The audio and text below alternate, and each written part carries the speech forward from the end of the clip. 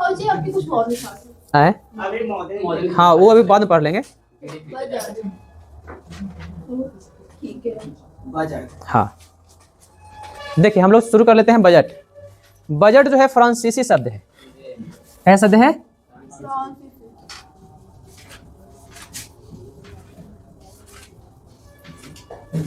फ्रांसीसी शब्द है। बजट का अर्थ होता है चमड़े का थैला। इसका अर्थ क्या होता है?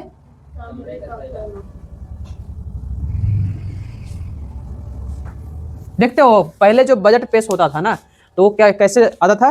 तो चमड़ा के थैला में, कैसे एक चमड़ा का बैग होता था ओकरे में। लेकिन अब थोड़ा सा चेंज हो गया है। निर्मला सीतारमण हाल फिलहाल में लाल पोटली में लेकर आती है बजट को, है ना। विश्व का सर्वप्रथम बजट जो है नहीं फ्रांस में नहीं, कहाँ पेश हुआ था? इंग्लैंड में। बात समझे? लिख लो, विश्व का सर्वप्रथम बजट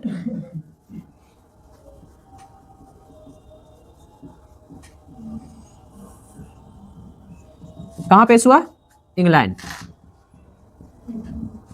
इंग्लैंड के पीएम थे रॉबर्ट बालपोल। बस भाई, इंग्लैंड के पीएम थे रॉबर्ट बालपोल। उन्होंने पहला बजट पेश किया था, लेकिन उस समय इसका नाम बजट नहीं था। बाद में जब फ्रांस में इसका नाम पड़ा बजट। ध्यान रखो, तो कैसे शब्द होगा ये? फ्रांसीसी है। फ्रांस ने एक लेखा जोखा तैयार किया है, रॉबर्ट बालपोल। क्लियर? और बजट शब्द का सर्वप्रथम प्रयोग किसने किया है? फ्रांस ने। कब किया है? तो भी क्वेश्चन लिख लो, 1830 में, ईस्वी में बजट शब्द का प्रयोग किया गया। आप पूछेगा सर संविधान में बजट शब्द लिखा हुआ है? तो नहीं लिखा हुआ है। क्लियर हो गए? संविधान में लिखा हुआ है वित्तीय विवरण। क्या लिखा हुआ है? वार्षिक वित्तीय विवरण। तो क्वेश्चन पूछता है कि संविधान में बजट किस आर्टिकल में है? कोई आर्टिकल में नहीं है। बस भाई, उसके जगह पे क्या लिखा हुआ है? वार्षिक वित्तीय विवरण। क्लियर हो गए? लिखो, संविधान में बजट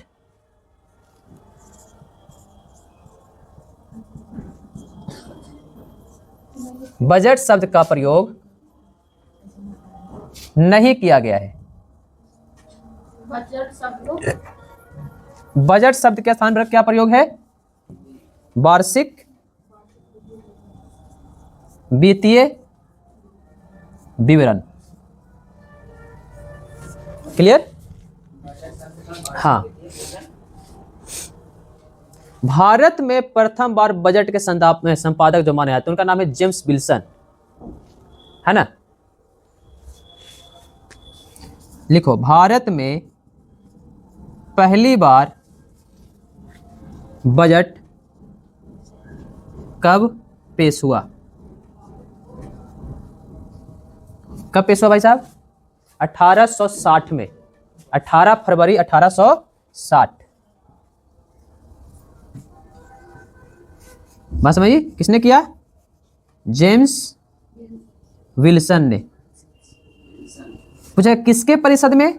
तो लॉर्ड कैनिन के परिषद में। लॉर्ड कैनिन के परिषद में कहने का मतलब कि लॉर्ड कैनिन जो थे उस समय गवर्नर जनरल हुआ करते थे। बस भाई, तो लॉर्ड कैनिन के परिसर में क्या हुआ? एक बजट पेश होता है जो भारत का पहला बजट कहलाता है। पेश करने वाले व्यक्ति का नाम है, मतलब उनके कैनिन के जो वित्त मंत्री रहे होंगे, कौन रहे होंगे? जेम्स विल्सन रहे होंगे। क्योंकि बजट पेश कौन करता है? वित्त मंत्री। सीधी सीधी। बस भाई, अब आते हैं स्वतंत्र भारत का प्रथम बजट किसने पेश किया था? मतलब 1947 में। उनका नाम है सन्मुखम सेठी। स्वतंत्र भारत का प्रथम बजट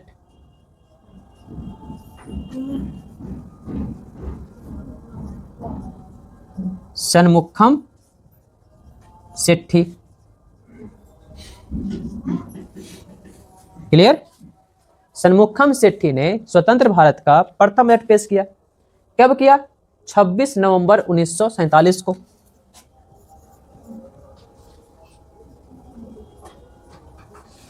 1947 को षणमुखम शेट्टी ने बजट पेश किया।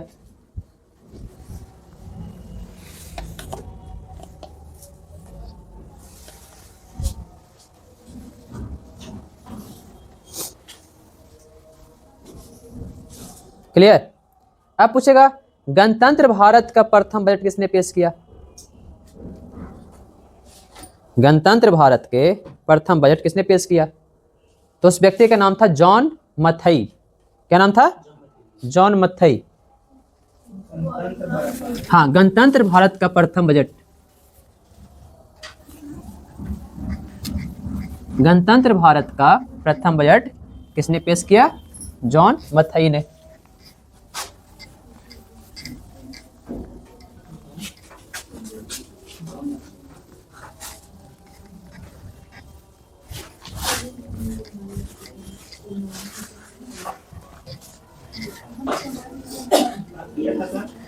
उन्नीस सौ 51-52 में नहीं,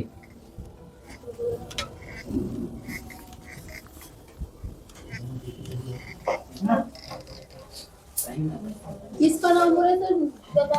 गणतंत्र भारत का प्रथम बजट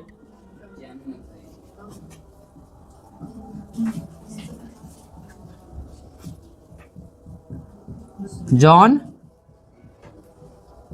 मथई, 1950 से 51।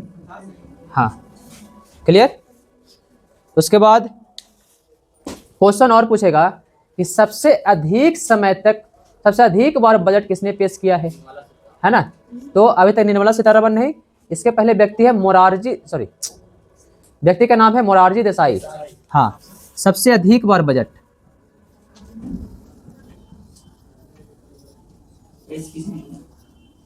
मोरारजी देसाई। कितना बार? 10 बार। क्लियर।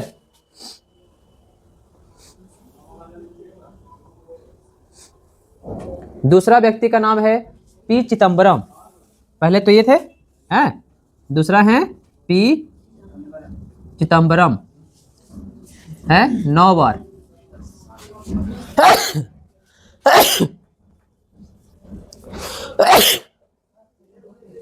हो गया? क्लियर। हाँ,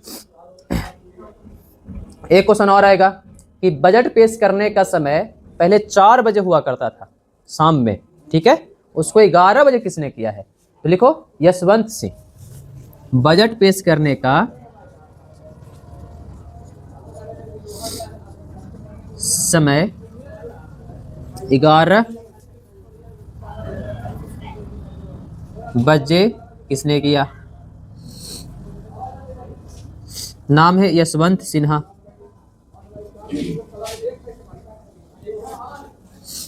क्लियर।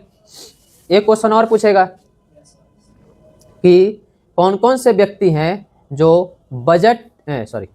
वित्त मंत्री रहे जो आगे चल करके राष्ट्रपति बने हैं? कौन कौन वित्त मंत्री जो राष्ट्रपति बने?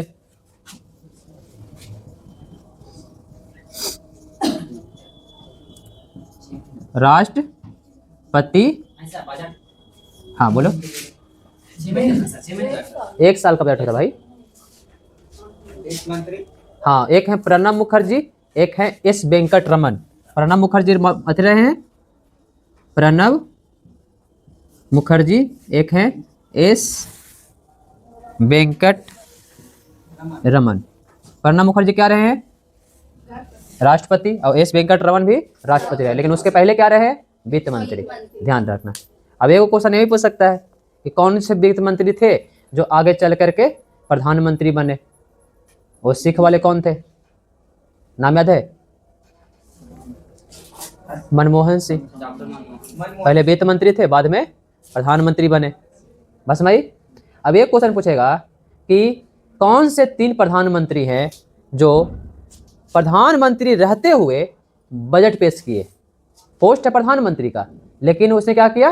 बजट पेश किया। तीनों लिख लेना। नेहरू जी, उनकर बेटिया, उनकर बेटवा। नेहरू जी के बाद बेटी कौन थी?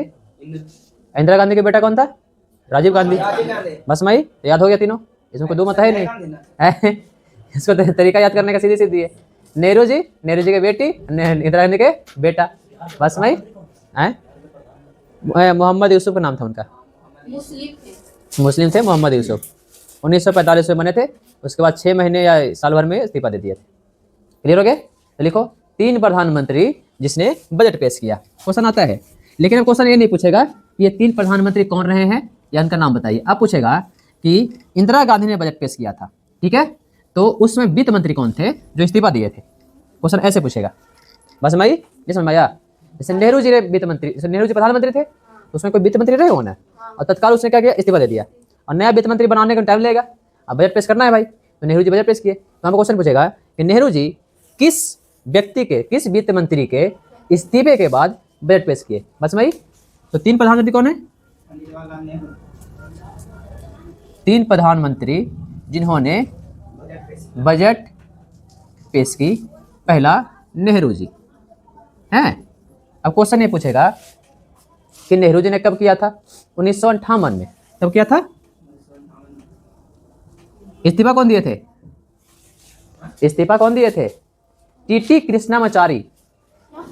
क्या कौन थे वित्त मंत्री? टीटी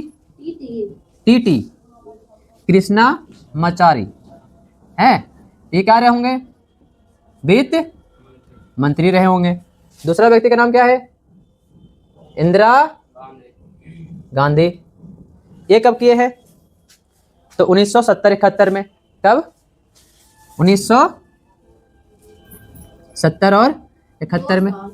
नहीं भाई देखो, 70-71 इसलिए होता है ना कि हमारा सेशन जो चलता है वो 1 मार्च से लेकर के 28 फरवरी तक चलता है। पहले तो क्या था कि पहले था 1 अप्रैल से 31 मार्च तक। नहीं, उनका नहीं लिखे 1958। अच्छा, इसीलिए बोल रहे हो। क्लियर? अब देखो 70-71 में उसमें थे कौन? मोरारजी देसाई। यहां पर लिख सकते हो टीटी कृष्णामाचारी के इस्तीफे पर, मोरारजी देसाई के इस्तीफे पर। तीसरा व्यक्ति का नाम है कौन? राजीव गांधी। बस मई राजीव गांधी 1987-88 में। 1987 और 88 कौन थे उस समय? बीपीसी। ये है ना? अरे बताओ, यही है बीपीसी। तो यहां पर डाल सकते हो टीटी कृष्णामाचारी के इस्तीफे पर, मोरारजी देसाई के इस्तीफे पर और बीपीसी के इस्तीफे पर। क्लियर हो गया?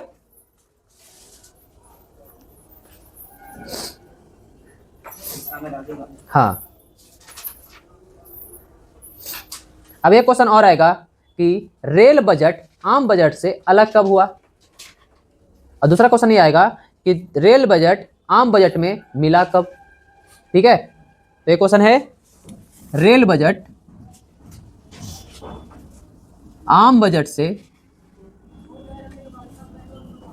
अलग कब हुआ। 1924 में। किसके समिति पर? एकवर्त समिति के सिफारिश पर, है ना। और दूसरा क्वेश्चन ये आएगा कि रेल बजट आम बजट में कब मिला। कब मिला भाई? 2016 में। डिजिटल बजट सबसे पहले कहां पेश हुआ? डिजिटल बजट का मतलब कि टैब लेके गए थे वो, है। डिजिटल बजट कब पेश हुआ?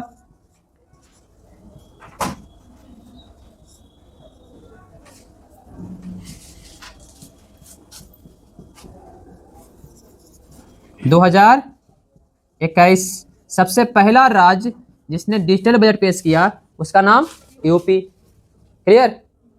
अब क्वेश्चन एक आएगा कि बजट कौन सा अच्छा माना जाता है, जिसमें घाटा दिखाया जाए, जिसमें फायदा दिखाया जाए, या फिर दोनों में शून्य हो, है ना, या फिर इनमें से कोई नहीं। तो बजट वही अच्छा होता है जिसमें हम घाटा दिखाते हैं। हाँ बस भाई ध्यान रहे, बजट वही अच्छा हो जिसमें क्या करते हैं हम? घाटा दिखाते हैं। हाँ क्लियर हो गए? एक क्वेश्चन लिख लो, बजट वही अच्छा माना जाता है जिसमें क्या दिखाते हैं? घाटा। सरकार क्या करती है ना भाई हमको फायदा नहीं हो रहा है।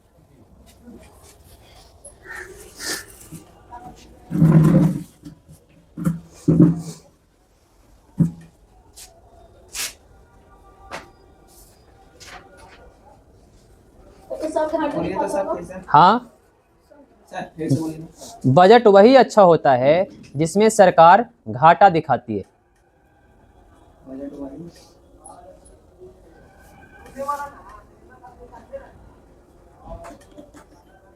जितना मिला उससे ज्यादा हम लगा दिया। हाँ, जैसे हम नहीं समझे, जितना हमारा लास्ट ईयर इनकम था उससे ज़्यादा हम लोगों ने क्या किया, खर्चा किया, इन्वेस्ट किया। जैसे कोरोना का हाँ, पर बोला कि तुम खर्चा ज्यादा हो गई कैसे करो? कोरोना में खर्चा नहीं होगा, तुम खाना पीना थोड़ी बंद किए थे, लेकिन इनकम भलो के रुका हुआ था। खाना पीना जो भी चल रहा तो चल ही रहा था ना। डॉक्टर का सब ज्यादा फायदा है, डॉक्टर राजा हो गया सबको राजा हो गया। राजा कुर्सी क्लियर हो गए। चलिए अब हम लोग देखते हैं बजट के प्रकार।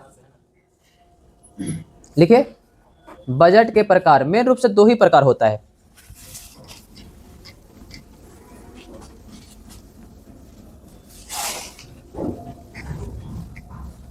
कौन ऐसा दो होगा हाँ, मेन रूप से प्रकार दो ही है, लेकिन दो तीन चार दो और पढ़ा देंगे। पहला पहला का नाम है राजस्व बजट।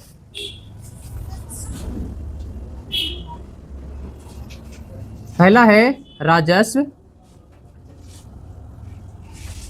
बजट। अब देखो राजस्व बजट में देखो क्या दिखाया जाता है। इस बजट में सरकार के कर को दिखाया जाता है। क्या दिखाया जाता है? सरकार के कर को दिखाते हैं। दूसरा पॉइंट क्या है कि इस बजट में सरकारी विभाग चलाने वाला खर्च दिखाते हैं। क्या दिखाते हैं? दूसरा, सरकारी विभाग चलाने का खर्च दिखाते हैं। तीसरा क्या दिखाते हैं, है ना, सरकारी ऋण पर दिया जाने वाला ब्याज। सरकारी ऋण पर दिया जाने वाला ब्याज। क्लियर। चौथा क्या दिखाते हैं? सब्सिडी। ब्याज तो लिए ना, बदले में क्या दिए? सब्सिडी। बस माई सब्सिडी मिलता है ना, हाँ सर सिलेंडर में गैस पर, गेहूं पर। हाँ तो 5 किलो गेहूं ना मिलता था। अरे चावल मिलता है चलो बनवा पहले तुम। ना ना डेली मिला दूसरा है पूंजी बजट। पूंजी नाम काटे बजट। पूंजी बजट क्या क्या दिखाते हैं, है ना। देखो इसमें क्या करते हैं कि हम कहाँ कहाँ इन्वेस्ट किए। बस भाई हमने पूंजी कहाँ कहाँ लगाया। एग्जाम्पल में कौन चीज, तो भवन में, मशीन खरीदे। बस भाई दिखाएंगे ना, शेयर विनिमय किए, शेयर विनिमय। अब लाल पीला बस भाई उसके बाद क्या करेंगे, सार्वजनिक उद्योग लगाए। सार्वजनिक उद्योग, तो ये सब में हम लोग क्या करते हैं, पूंजी इन्वेस्ट किए। बस भाई मशीन बस भाई ये तो हमारा दो मूल बजट है। इसके अलावा और भी बजट है, उसको बोलते हैं पारंपरिक बजट। आम बजट को ही पारंपरिक बजट कहते हैं, ध्यान रखना। आम बजट को सर पूंजी बजट में मतलब कॉलेज ही आ जाए। भवन, भवन सब भवन बेटा, भवन में जितना भवन, कॉलेज है तुम्हारा, बिजली घर, ऑफिस घर, जितना घर जितना घर है सब भवन में आ जाएगा। बस भाई स्कूल कॉलेज जितना भवन कितना दिख रहा है तुमको, वो सब भवन में आ जाएगा। मशीनें, जितनी मशीनें तुमको दिख रही है, मशीनें का मतलब सर तो तोप वाला जो मंगाते हैं तोप, हाँ तो मशीनें तो है वो है। बस भाई सर शेयर विनिमय, शेयर विनिमय कहने का मतलब है, तोरा भवन बोला के पता ना चला ले थाना है अरे भाई साहब थाना में भवन नहीं है वो, आज नहीं तो गजब है तुम लोग। इसके आगे पीछे भवन नहीं ना लगाओ, किसी का समझ में नहीं आ रहा। अच्छा आगे पीछे थाना भवन लिखा हुआ है। आप गए आगे ना हम तो बोल रहे हैं कि जो स्ट्रक्चर दिखे भवन के जैसा, घर के जैसा, वो भवन हो गया भाई, बात खत्म हो गई। पंचायत भवन जाना ना, ओके। मतलब पीछे भवन लगा, भवन वही होगा, बाकी भवन को नहीं लिखेंगे। बिजली ऑफिस है तो भवन कहाँ है सर? तो ऑफिस है। ऑफिस है। क्लियर हो गए? हाँ, पारंपरिक बजट को आम बजट को पारंपरिक बजट कहते हैं। पारंपरिक, जो पहले चला आ रहा हो।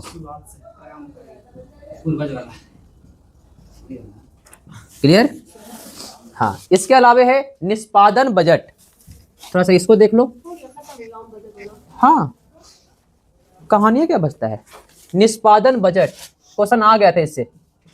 निष्पादन बजट, निष्पादन बजट जो होता है ये यूएसए से शुरू हुआ है। कहां से?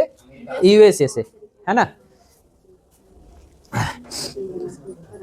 हाँ, देखो इसमें क्या बात करते हैं निष्पादन बजट में कि हमने व्यय तो किया लेकिन उतना लक्ष्य की प्राप्ति हो पाया या नहीं हो पाया।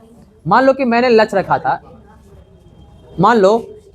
रखा था, कि हमने पूरे एरिया में 500 भवन बनाने हैं, बस भाई। तो हाँ, इन्वेस्ट तो हुआ लेकिन उस 500 भवन की पूर्ति हो पाई? इसमें बात करते हैं दो चीज की, एक तो व्यय और दूसरा लक्ष्य की प्राप्ति। इसको कहते हैं निष्पादन बजट, है ना। यूएसए का एक आयोग है, उस आयोग का नाम है हूपर आयोग। हूपर आयोग। देखो हूपर ने क्या बोला है, हूपर एक व्यक्ति का नाम होगा, आयोग का नाम पहले बता चुके हैं, है ना। तो जो भी आयोग बनते हैं, जो भी समितियां बनती है ना, उसके आगे व्यक्ति का ही नाम होता है, जो अध्यक्ष होता है, बस समझ। तो हूपर ने बोला ठीक है, मैंने 500 भवन बनाने का ठेका लिया, मतलब जो भी है हमने बजट पास किया, तो आगे हम 5 साल या 3 साल में देखेंगे ना, 2 साल में लक्ष्य है कि हमें 500 भवन बनाने हैं, तो उस 2 साल में उस लक्ष्य की प्राप्ति हो पाई या नहीं हो पाई, ये भी तो देखना है। तो अगले बजट में आप क्लियर कीजिए कि इससे जो 500 भवन बनाने का जो लक्ष्य हम लोग लेके चले थे, उसका काम कहाँ तक पहुंचा, है ना, या फिर हमें कहीं पे धांधली हो रही है, कहीं पे दिक्कतें आ रही है, बस भाई। तो लिखो इसमें व्यय के साथ साथ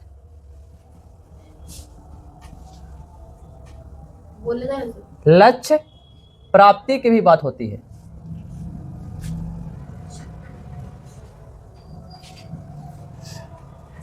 बस भाई, व्यय के साथ साथ लक्ष्य प्राप्ति की बात होती है। अगला है शून्य बजट, इसको भी थोड़ा सा क्लियर कर दे। शून्य बजट में क्या होता है, पहले लिख लो, पहले शून्य खाली बोलने जाइए बाकी हम लिख ले चल जाएंगे। हाँ, शून्य बजट में क्या होता है कि जैसे हुआ क्या कि इस बार हमने बजट पेश किया, अब बजट पेश किया और बोला कि ठीक है 500 भवन हमको बनाने हैं, तो 500 भवन बनाने का बजट मैंने पेश कर दिया।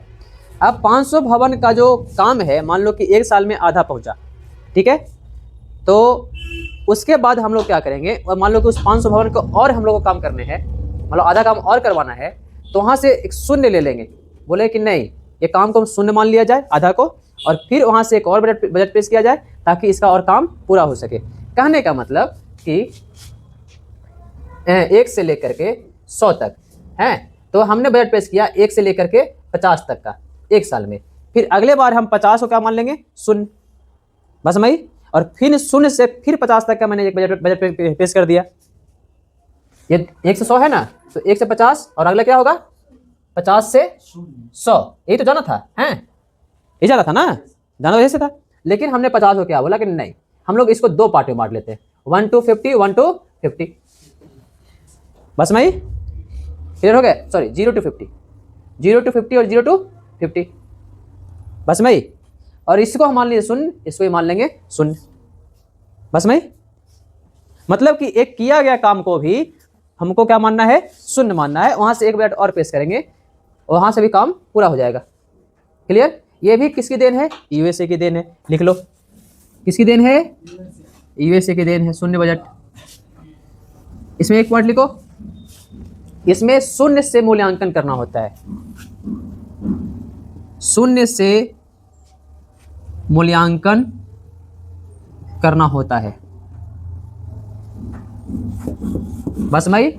और तीसरा पॉइंट है ना, कि भारत में लागू हुआ था 1977 में, कब लागू हुआ, 1977 में लागू हुआ। क्लियर हो गए? अगला है outcome budget. Outcome, outcome budget. Outcome budget. ये आउटकम बजट में क्या होता है? तो आउटकम बजट में है ना, बजट मंत्रालय एवं विभाग कितना कार्य प्रदर्शन कर रहा है उसको दिखाते हैं। बस मैं इसमें विभाग एवं मंत्रालय के कार्य को दर्शाते हैं। बस मैं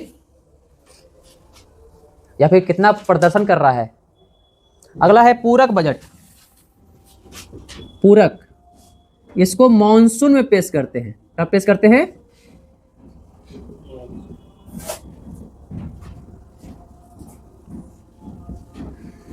तो ये था तुम्हारा पूरा का पूरा बजट। क्लियर?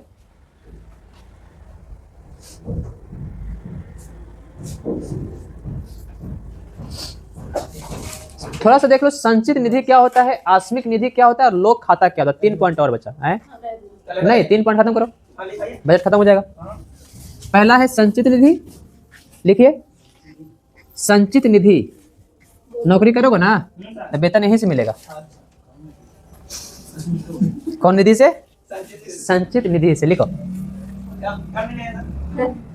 नौकरी करोगे तो संचित निधि है ना। हाँ, देखो ये निधि फिक्स होता है। ये निधि फिक्स होता है कहाँ कहाँ? जहाँ जहाँ वेतन देने हैं, जहाँ जहाँ उसको आउट जो भी एक्स्ट्रा इनकम है वो देने हैं। बस में तो ये सब पैसा कहाँ रखा जाता है? जब बजट पास होता है ना तो उसमें होता है संचित निधि। वहाँ पर पैसा तुमको रखा जाता है, तुम्हारा वेतन, साल भर का वेतन तुम्हारा रखा गया वहाँ पे। बस में हाँ, कौची नहीं रे, हर एक महीने मिलता है वेतन, वो बोल रहे हैं। बस में लिखो, इस निधि से वेतन, इस निधि से पैसे वेतन देने में खर्च होते हैं। दूसरा है आस्मिक निधि, वेतन देने में खर्च होते हैं। दूसरा है आस्मिक निधि। आस्मिक निधि में क्या होते हैं? आस्मिक निधि आस्मिक है, तत्कालिक है। बस में रोड पर एक्सीडेंट हो गया है, अचानक मृत्यु हो गया, तुम लोग हो हल्ला करना शुरू कर दिए। जब तक 1 लाख नहीं दोगे तब तक लाश ना हटाएंगे। हाँ, 4 लाख नहीं दोगे तब तक लाश ना हटाएंगे। नहीं सर, बोटा धर देता है। हाँ, बोटा धर देंगे। हमारे एरिया में कुछ भी करेंगे। तो क्या करेगा? वहाँ से एसडीओ साहब आएंगे, है ना, या फिर पुलिस थाना आएगा, है जिला परिषद आएगा। तो हर एक जगह पर क्या होता है? एक आस्मिक निधि होती है।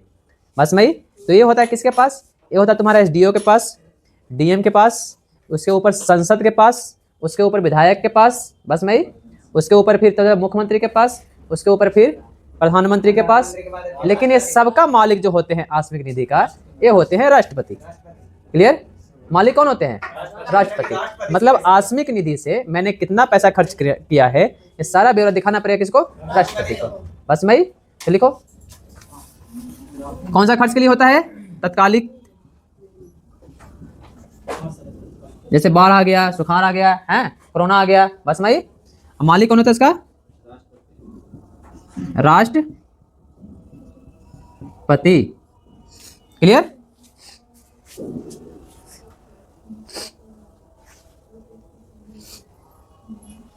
अगला है लोक खाते। इसको बोलते हैं भविष्य खाता।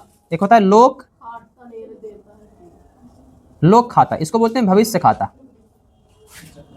भविष्य खाता, हाँ, जीवन के साथ भी जीवन के बाद है। हाँ, इंश्योरेंस करा लेना चाहिए। लघु बचत या जमा, है ना, डेली 100 रुपये जमा कर सकते हो, महीने में जमा कर सकते हो। बस में ये सब होते हैं लोक खाता। और ये जो है आरबीआई के समान तुमको बैंकर का काम करती है। बस में कैसा काम करती है? आरबीआई के जैसा। समूह में पैसे जमा करता है। हाँ, तो वही हो गया तुम्हारा। 10 रुपये मतलब हफ्ता। 10 रुपये हफ्ता, तो 10 रुपये हफ्ता कैसे जमा करेगा रे? 10 रुपये मतलब महीना में 40 रुपया। बहुत बढ़िया है। तो साल में कितना निकलेगा रे? मिलेगा कुछ, आप उसे लोन लीजिए या कुछ कीजिए, बस और क्या। नहीं, उस समूह की बात करो तो लोग। अरे तो उसमें क्या होता है? उसमें होता है तुम लोन ले लिए, जीविका दे दे। वो नहीं होता। उसमें तुम लोन ले लिए, मान लो तुमको आवश्यकता है 10,000, बस 15,000, 20,000, उसमें अधिकतम लोन तुमको 2 लाख देगा, उससे अधिक नहीं देगा वो, है। हाँ, उसमें देगा 2 लाख देगा, उससे अधिक नहीं देगा वो। तो उसमें क्या कर सकते हो? तुम लोन ले लिए, अब तुम सप्ताह सप्ताह उसको चुकाते रहो। नहीं सर, लोन नहीं भी लिया ना वो भी जमा करना। तो जमा भी कर सकते हो तुम, क्या दिक्कत है? तो पैसा कहाँ जाएगा सर? वही नहीं है जैसे समूह में जमा करो, गवर्नमेंट के पास जमा हो रहा है, तुमको खाता देगा, इसे थोड़ी लेके जा रहा है बेचारा। वो तुमको खाता देगा, कौन से बैंक में जमा कर रहा है सब कुछ देगा वो। जैसे पोस्ट ऑफिस में जमा कर सकते हो, तो पोस्ट ऑफिस में जमा हो गया तुम्हारा पैसा, और तुम 2 साल 3 साल तुम्हारा कुछ काम है पड़ा, निकाल लो पैसे को। 5 साल के लिए जमा कर सकते हो, 3 साल के लिए जमा कर सकते हो, जो स्कीम तुम लोग ले बढ़िया लगेगा। तो उसमें क्या होगा, मान लो कि तुम डेली 100 रुपये जमा कर रहे हो, तो तुम्हारा कितना बना, 12 या 36,000 है, 3,000 पर मंथ जाएगा ना। और तुम्हारा 12 महीने के 36,000, मान लो कि 1 साल का 1 लाख रुपया, 3 साल का 1 लाख रुपया। अब वो बोलेगा कि भाई साहब ठीक है 3 साल में जमा कर दिए लगभग 1 लाख कुछ रुपया, जो भी 1 लाख 8,000 जमा किया आप। जमा करने के बाद बोलेगा कि कुछ हम ऐड कर देंगे इसमें, 3 साल के बाद निकालेंगे ना, बोलेगा हाँ, तो कुछ ऐड कर देंगे। ऐड मतलब 5% 2% जो भी आपको ब्याज दे देंगे। बस भाई उसमें कुछ ब्याज ऐड करके आपको दे देगा। अगर आपको ज़रूरत है बीच में, मान लो कि हम सर बीच में निकाल दीजिए, हमको कोई सब सकता है, शादी है, ब्याह है, पार्टी है, फंक्शन है, जो भी है, तो निकाल देगा वो। तुम्हारा एक अमाउंट तो जमा है ना वहाँ पे, तुमको तो टेंशन लेने की आवश्यकता नहीं है कि नहीं भाई अब हमको ज़रूरत पड़ गया 5 लाख की, तो वहाँ तुम जमा कर रहे हो तो निकाल सकते हो, अपना पैसा वो भी अपना पैसा है, जब कहोगे जब तोड़ देगा वो। लेकिन 3 साल में निकालोगे तो ब्याज थोड़ा अधिक देगा, उसके पहले निकालोगे ब्याज कम कर देगा वो। सबसे अच्छा लगता है हमको पोस्ट ऑफिस। हाँ पोस्ट ऑफिस में जमा कर सकते हो। तो इसी को बोलते हैं लघु जमा, इसी को बोलते हैं, देखो भविष्य खाता, इसी को बोलते हैं लघु जमा है। लघु जमा इसी को कहते हैं, बस भाई, या फिर लघु बचत, छोटी छोटी बचत बाद में जाके बड़ी बन जाती है। बस भैया, तो तुम्हारा हो गया बजट खत्म। हाँ तुम लोग जो फी वगैरह नहीं जमा किए हो अपना होली के पहले ही जमा